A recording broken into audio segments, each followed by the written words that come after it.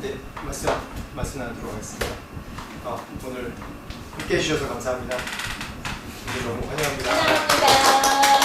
감사합니다. 네.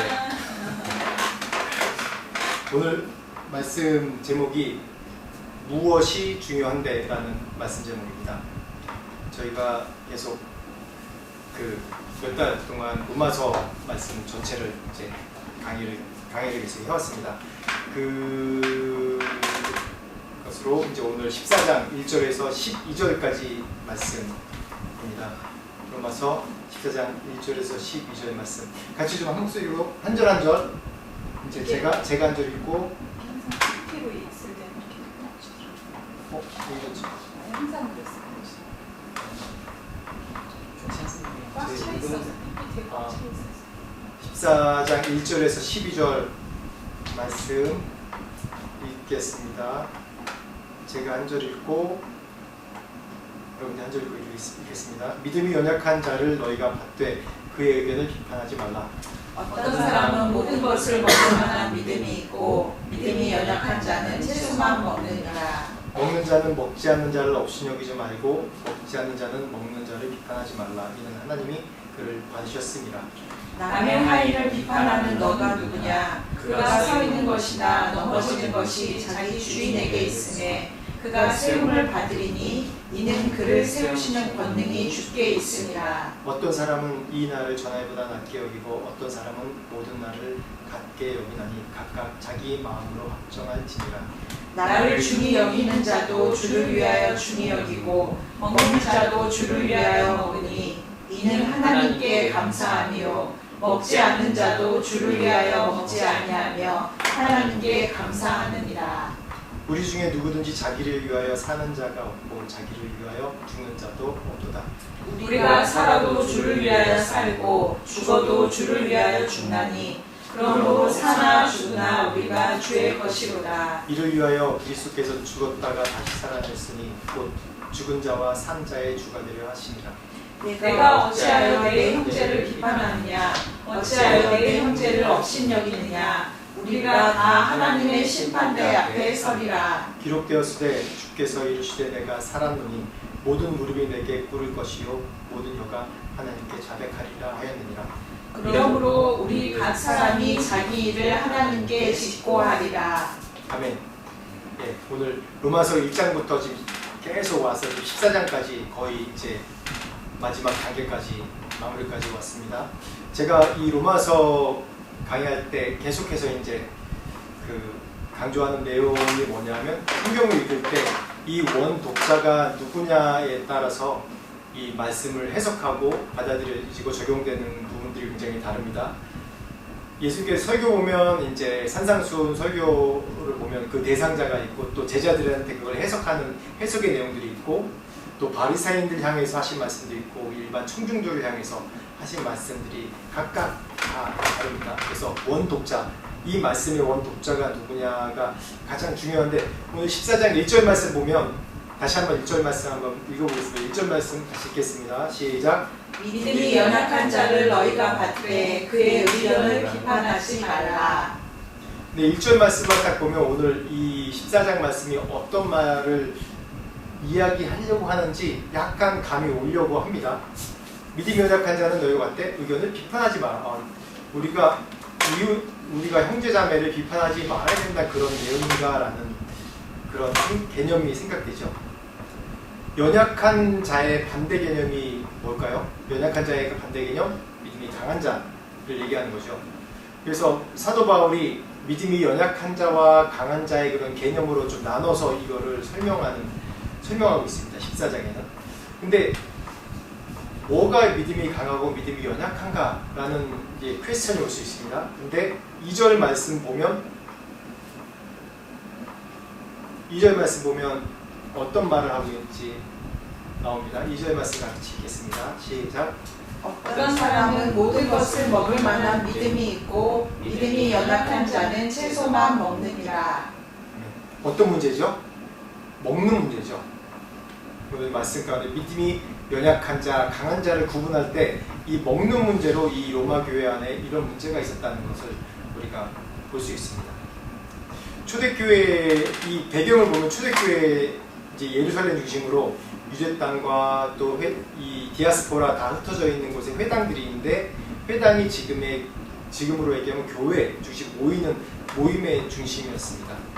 그래서 사방에 흩어져 있는 그 유대인들이 회당에 모여서 말씀을 강론하고 또 그 이제 예수님 부활 승천 이후에 이제 그리스도교, 그러니까 예수 믿는 사람들이 그리스도인들이 되면서 그 회당이 그리스도인과 또 유대인들이 섞여 지내는 곳이 되었습니다. 근데 이 말씀이 로마 교회에 하는 그러니까 독자들에게 보낸 편지 내용인데 로마 교회에 그런 문제가 있었어요. 로마 교회 당시에 이제 그 유대인들이 모여서 또 회당이 있었는데 그곳에서 이제 복음 전도가 시작됐습니다. 그래서 그리스도인들이 많이 늘어났어요. 유대 교회에 그 로마에 있는 회당에. 근데 그곳에 로마의 특징이 뭐냐면 온 세계 사람들이 다 모인 거예요. 로마 사람도 있고 이방인들도 있고 또 유대교인들도 있고 여러 사람들이 많이 있습니다. 근데 이 로마 교회가 굉장히 많이 부흥을 했습니다. 그러니까 얼마나 많이 부흥을 했는지 잘 가늠은 안 되지만 뭘로 가늠할 수 있냐면 그 안에서 서로의 이런 문제, 오늘 먹고 마시는 문제로 싸움이 일어난 거예요. 그래서 이런 걸로 이제 이 로마 안에 여러 가지 소요가 있고 난리가 있어서 그런 이유도 있고 또 다른 정치적인 이유 때문에 이제 거기 로마에 있는 유대인들을 다 쫓아내는 사건이 있었습니다. 그런 다음에 다시 한 7, 8년 만에 다시 돌아왔죠. 돌아오면서 그 시기를 교회가 없어진 것이 아니라 그 시기에 이방 그리스도인들, 이방인으로서 그리스도인들이 된 사람들이 그 교회를 지켰어요. 그래서 그 로마 교회가 여전히 튼튼했고 더 부흥됐었습니다. 그래서 다시 추방됐다가 다시 돌아온 그런 유대인들과 이제는 이방인으로서 그리스도인이 돼서 그 교회를 든든하게 지킨 그런 사람들이 같이 공존하는 겁니다. 초기 이제 그런 교회들은 대부분 주 세력이 누구냐면 유대인으로서 그리스도인 된 사람들이 주로 신권이 있는 자들이었어요. 그 회당마다. 그 회당 중심이었습니다. 근데 로마 교회는 그 사건, 유대인들이 추방당했다가 다시 돌아온 사건 이후로 바뀌어버린 거예요, 실세가. 오히려 이방인으로서 그리스도인이 된 그런 사람들이 로마 교회의 주 세력이었어요. 그리고 이제 유대인들이 다시 돌아왔죠. 근데 그 안에 늘 문제가 있었어요. 이방인으로서 그리스도인이 된 사람들은 바울의 가르친 대로 또한 그 전에 가르친 대로 이제 예수 그리스도를 믿고 예수 그리스도를 따르는 그런 좀 더 자유로운 그런 믿음이었어요.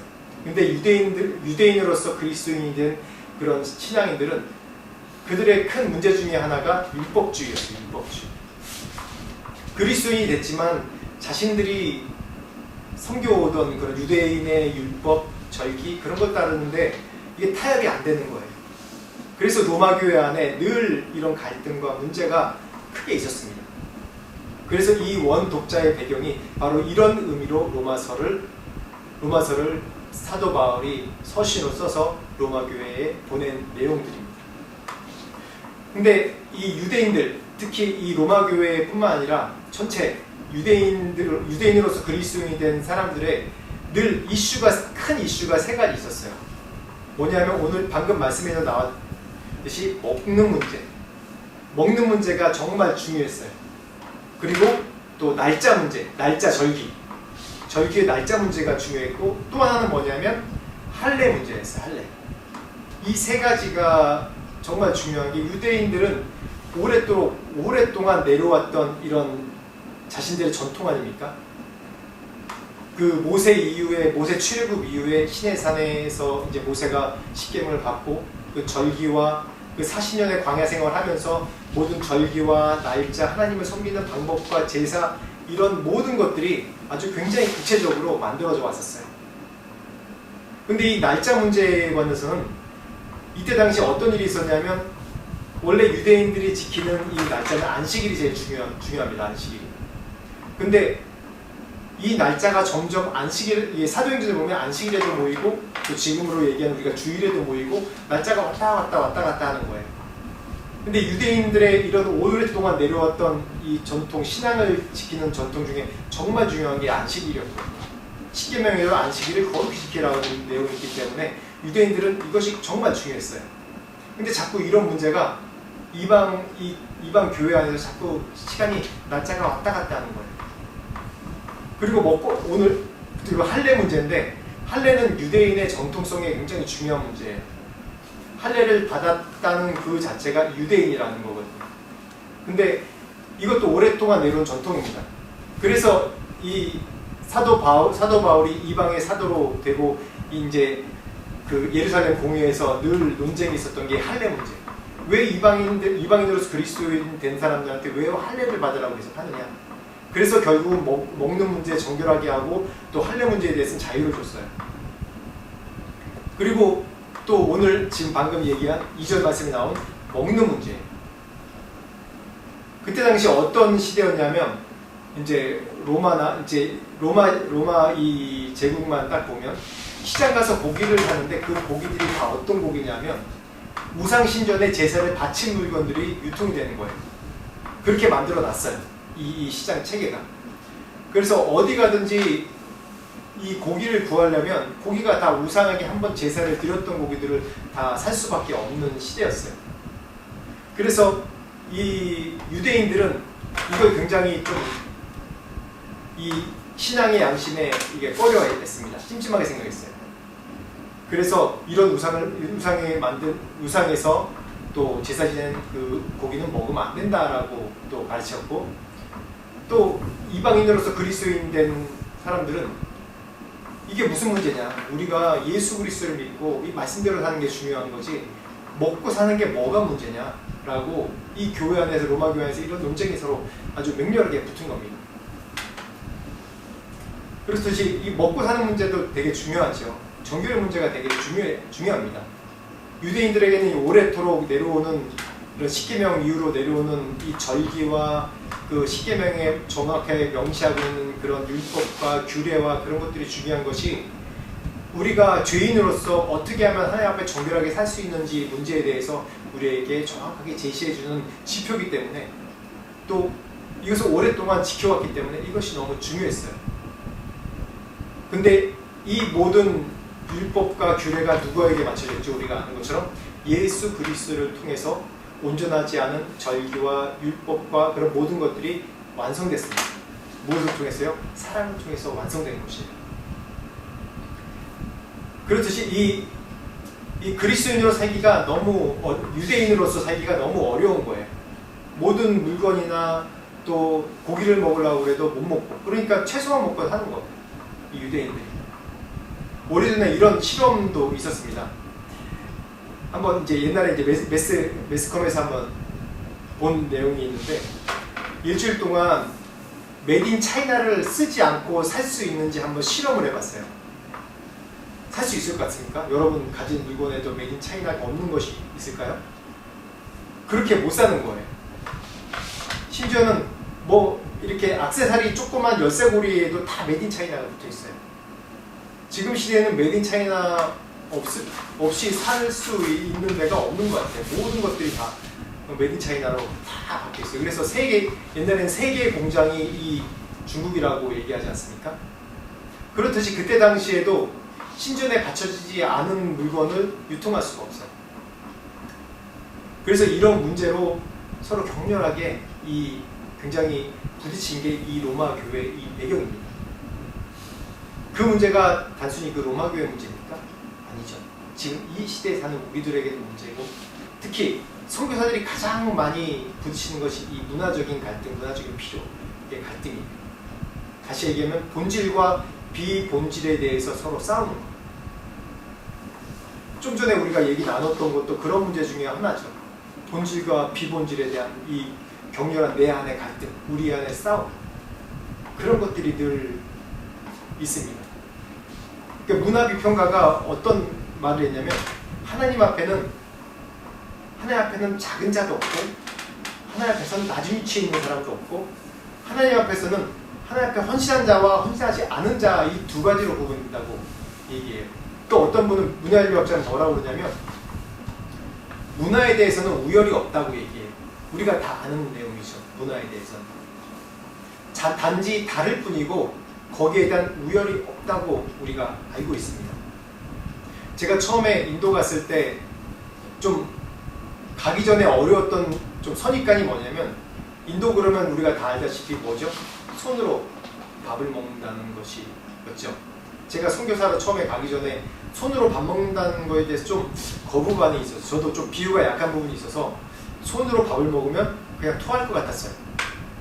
근데 인도 선교사가 되고 인도에 딱 갔는데 그곳에서 손으로 먹는 이유가 있더라고요.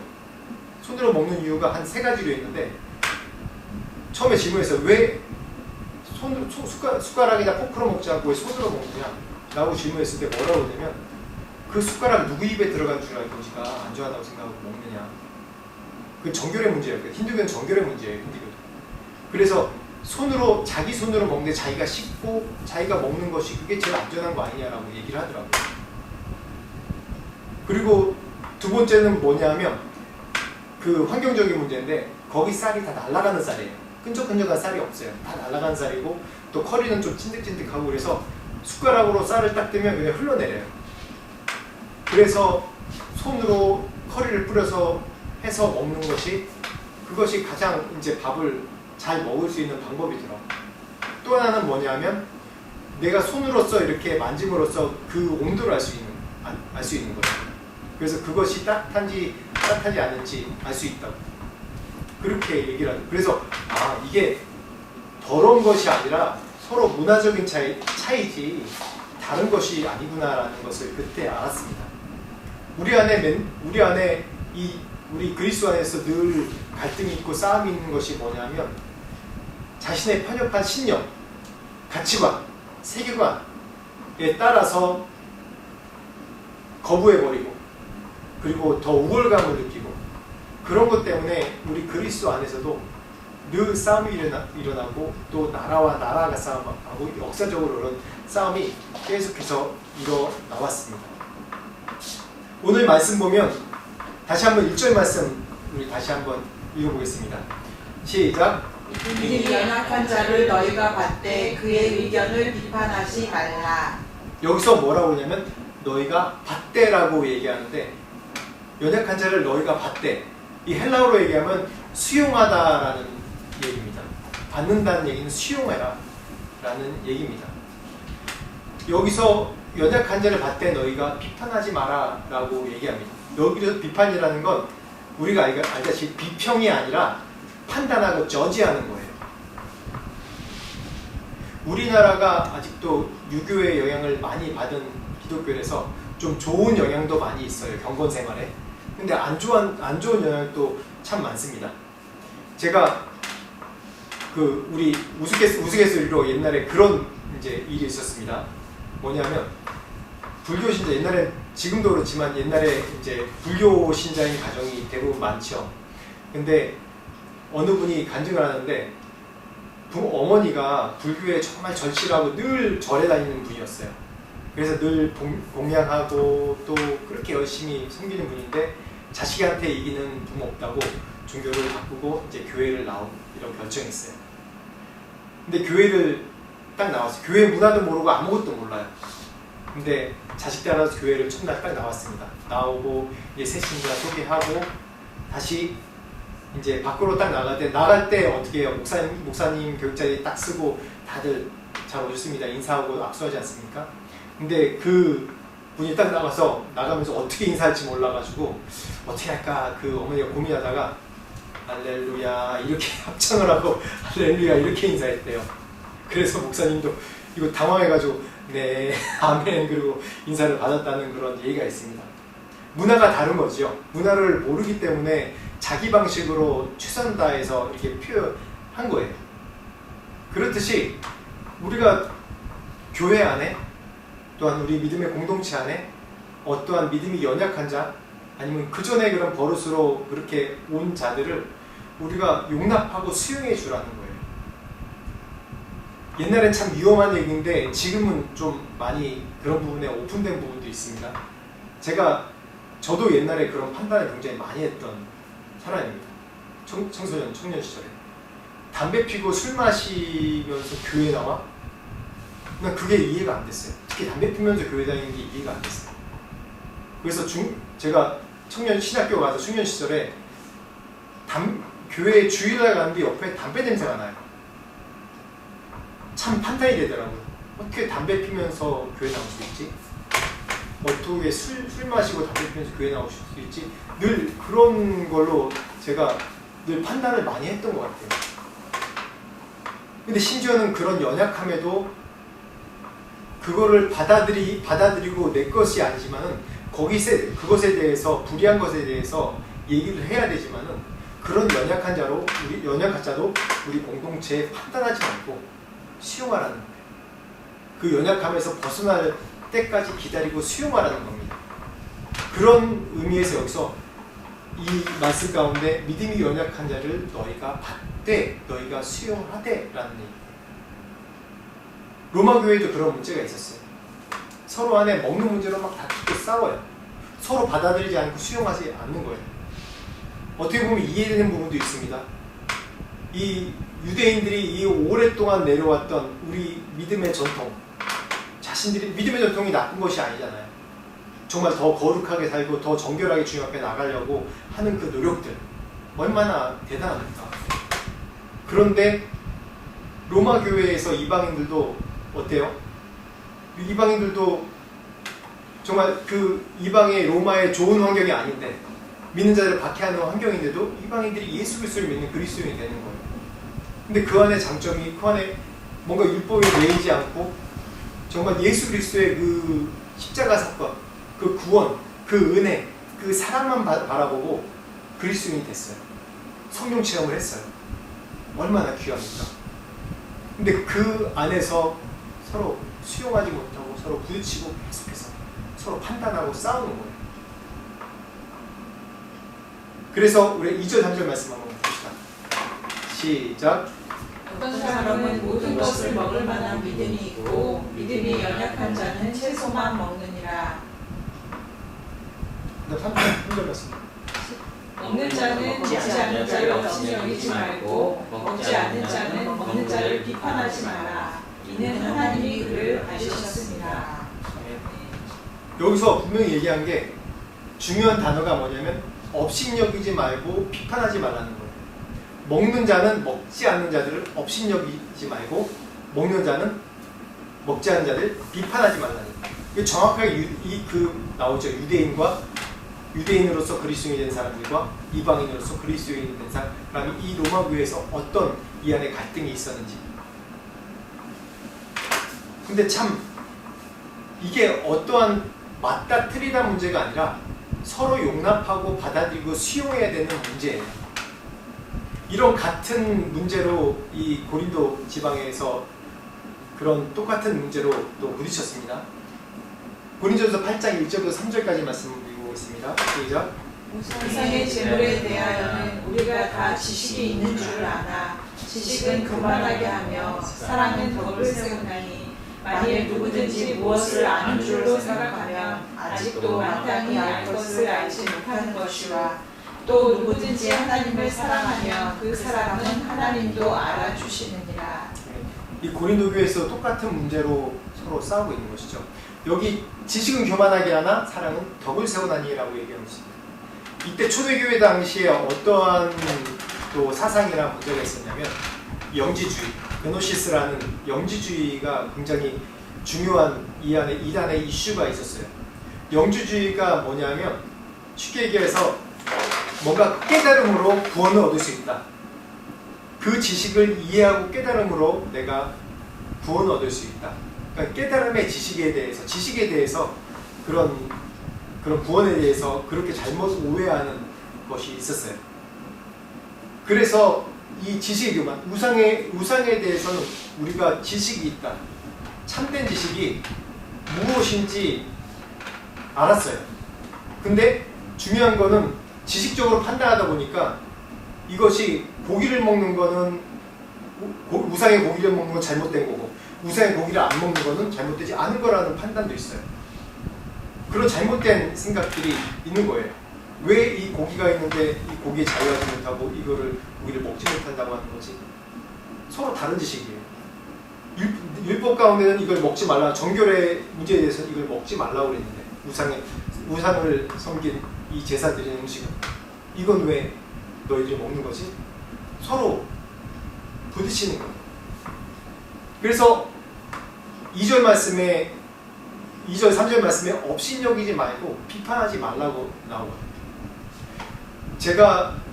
저희가 어렸을 때 그런 것들이 많았습니다.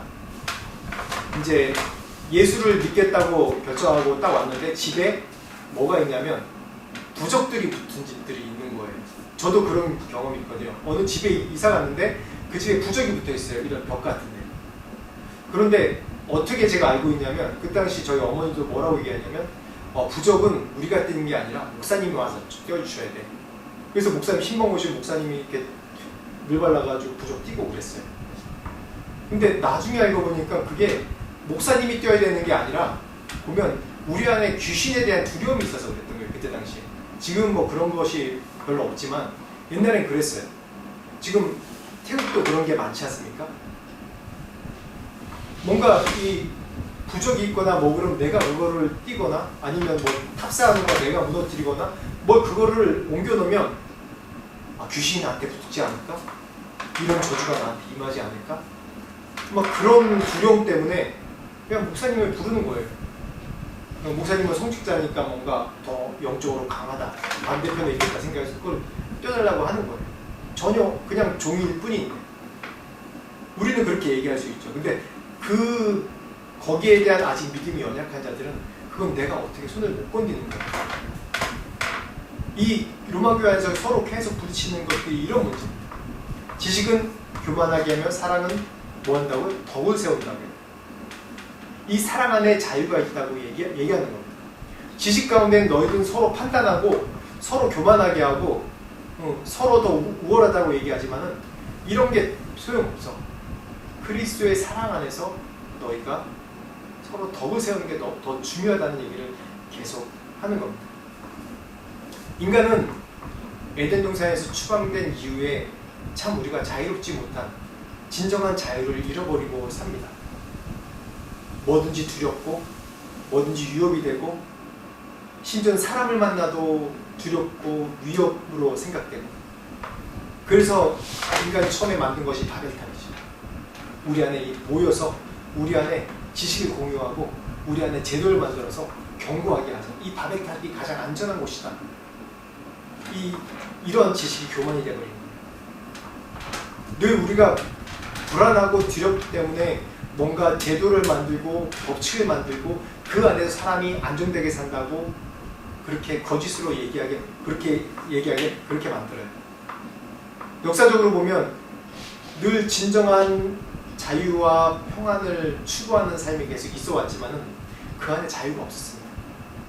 철학을 연구하기도 하고 또 세상을 지배하고 오기도 하고 그래서 권력자들이 대부분 이 세상을 지배할 때 법을 만들어서 그 법 안에서 자유가 있다고 얘기하고 평안이 있다고 그렇게 얘기합니다.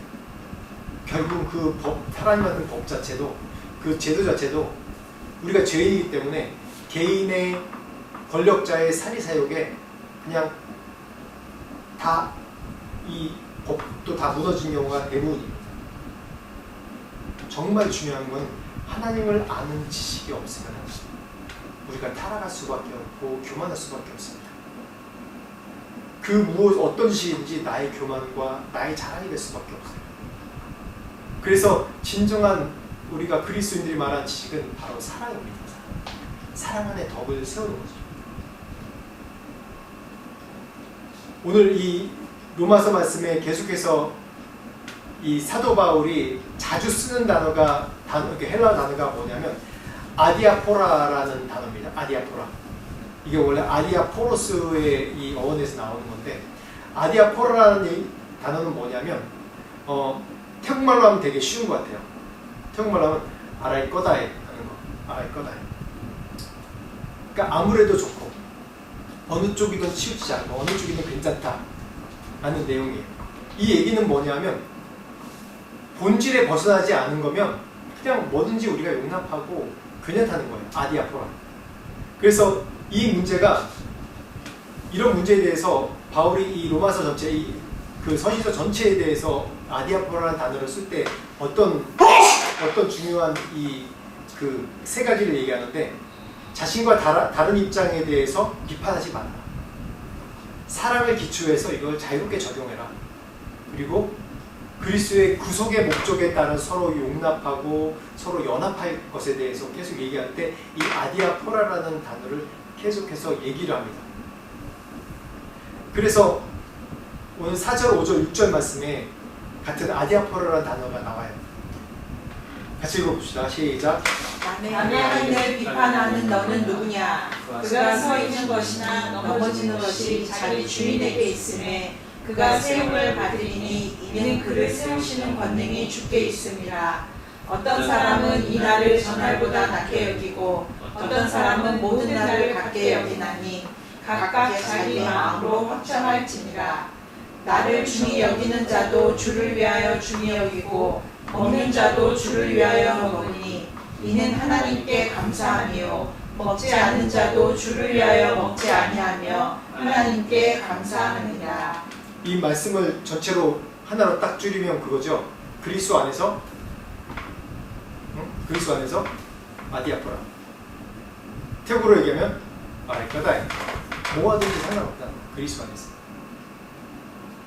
작은 차이가 있더라도 너희 안에서 각각 자기 마음에 확정한 대로 하라고 했어.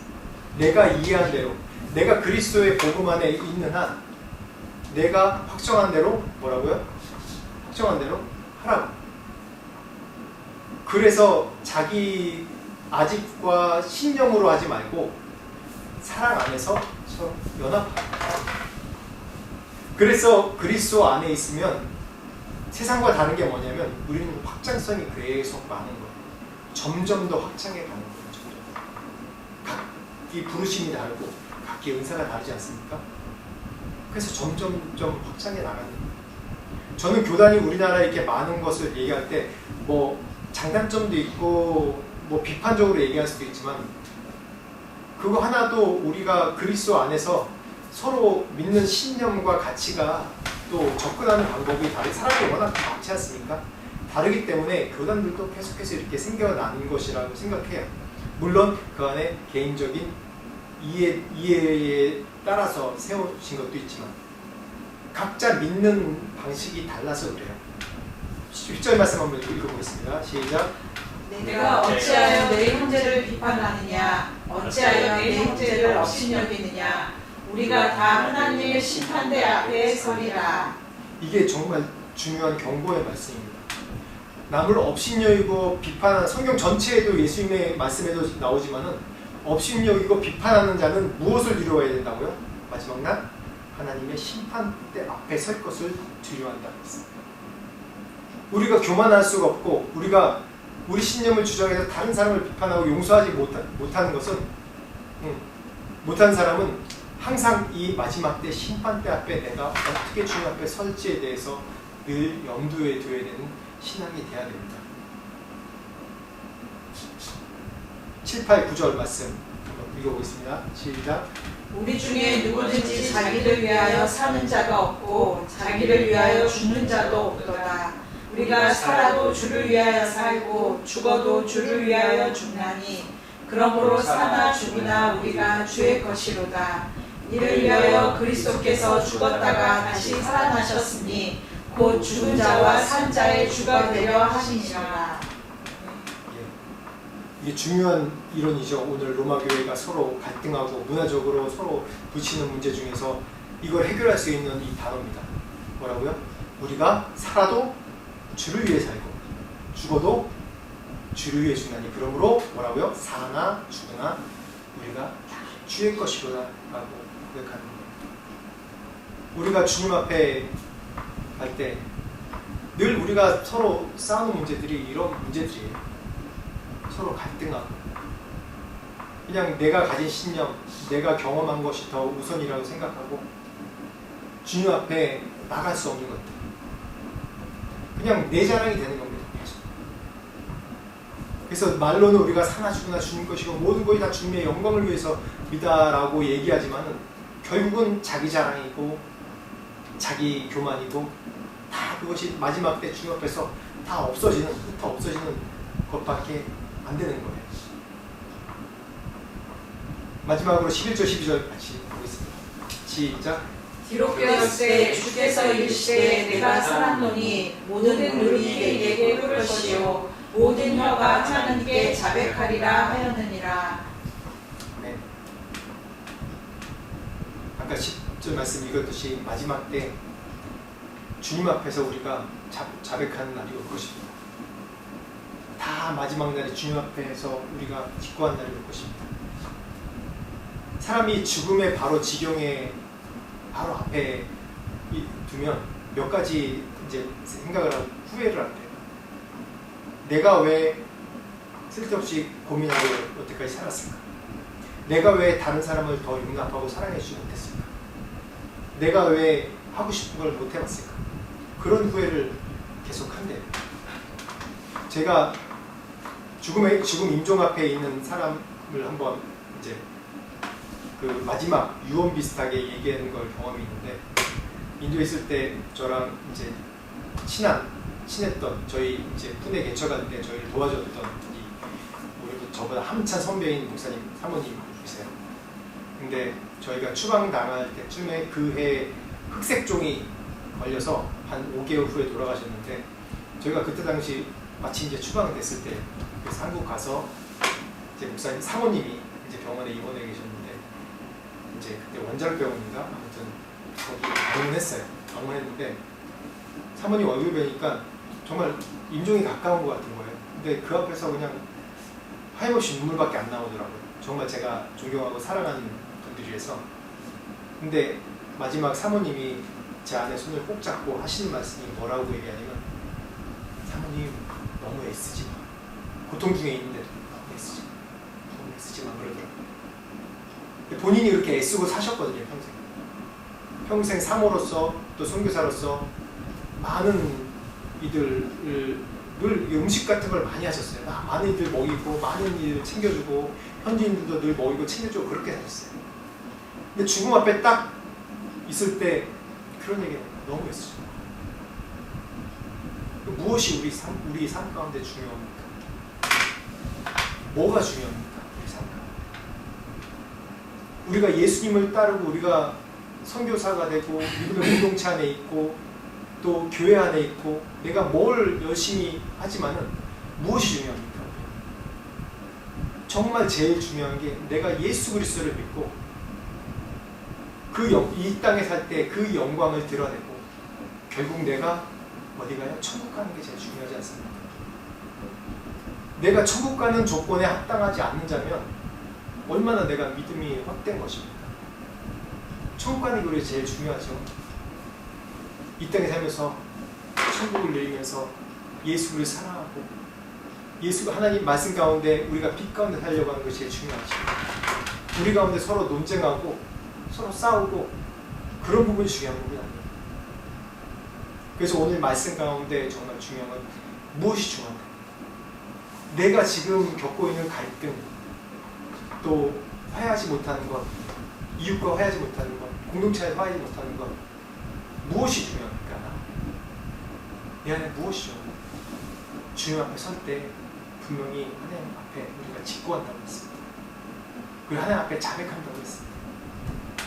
마지막 때 말세신앙을 가지면 우리가 지금 내가 무엇이 중요한지에 대해서 다시 한번 깊게 규정을 살 수 있을 것 같습니다.